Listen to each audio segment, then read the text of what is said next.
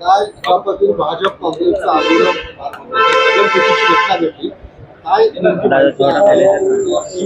अत्यंत दुर्दैवी घटना काल घडलेली आहे। ते एक राजकीय आंदोलन दरम्यान कायदा व सुव्यवस्थेचे प्रश्न निर्माण झाला होता।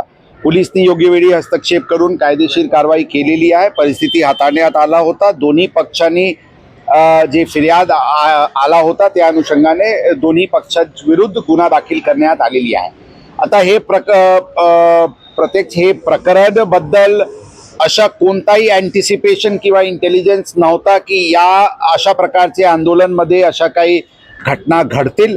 आता ही घटना पुन्हा शहरात होऊ नये यासाठी पूर्ण अशा प्रकारचे आंदोलन ठिकाणीचे आढावा घेण्यात येत आहे। याचे नंतर कोणताही राजकीय पक्षाचे कार्यालय किंवा निवासस्थान किंवा इतर पदाधिकाऱ्यांचे कार्यालय इत्यादीवर कोणत्याही प्रकारचे आंदोलनाला परवानगी देणार नाही आणि अशा प्रकारचे आंदोलन कुठे होऊ शकते याचे आम्ही प्रॉबेबल ठिकाण निश्चित करून त्याच्याबद्दल एक अरेंजमेंट तयार करण्यात येत आहे। त्या अनुषंगाने कारवाई करण्यात येत आहे। जे घटना घडलेली आहे त्यामध्ये प्रत्येक जे कोणी दोषी आहे त्याच्या विरुद्ध कायदेशीर कारवाई करण्यात येईल आणि पुढे अशा घटना होता कामा नये यासाठी पुणे शहर पोलीस पूर्ण खबरदारी घेत आहे।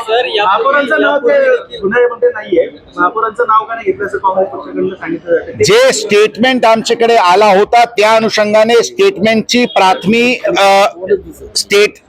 त्याचे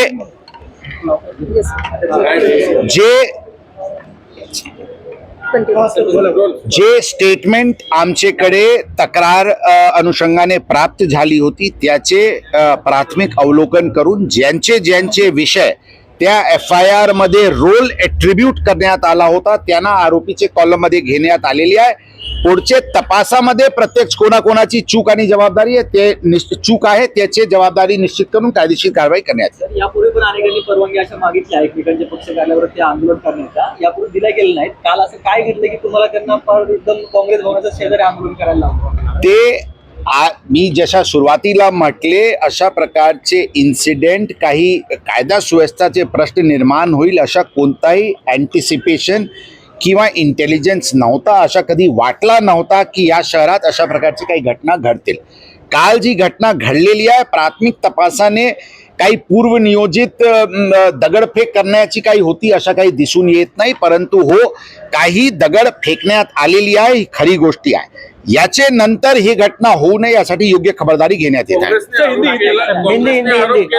पोलीस सत्ताधारी भाजपला मदत करते अशा प्रकारच्या तक्रारमध्ये कोणताही तथ्य नाहीये। पोलीस नियमानुसार कायदेनुसार कारवाई करत आहे। काही व्हिडिओ बाहेर येत आहे त्यामध्ये सांगितलं जातं की भाजप यापूर्वी जे आलं होतं आंदोलनाला काँग्रेस भवनासोबत त्यावेळेस लाट्या काट्या आतमध्ये पाहायला मिळाल्या ती आता भरपूर तक्रार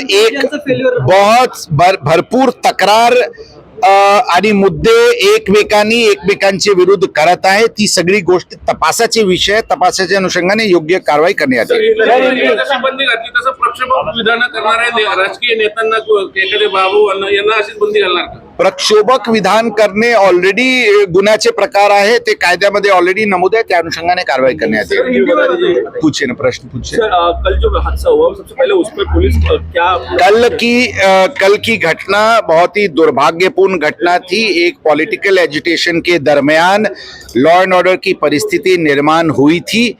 इसमें पुलिस ने इसको इमीडिएटली हैंडल किया, शांति प्रस्थापित की गई और जो कंप्लेंट्स दोनों पार्टी के आए थे उसके तहत दोनों के विरुद्ध क्रॉस ऑफेंसेस रजिस्टर किए गए हैं। इन्वेस्टिगेशन हो रही है और योग्य लीगल कार्रवाई की जाएगी।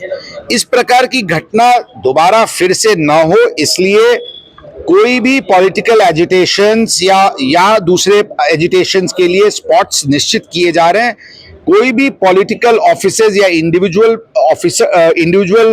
पॉलिटिकल लीडर्स के रेसिडेंसेस या ऑफिसेस पे कोई भी प्रकार के एजिटेशन इसके आगे अलाउ नहीं की जाएगी और इसकी कुछ एक अरेंजमेंट हम तैयार कर रहे हैं, उसको हम जल्दी ही आपको सभी को बताएंगे।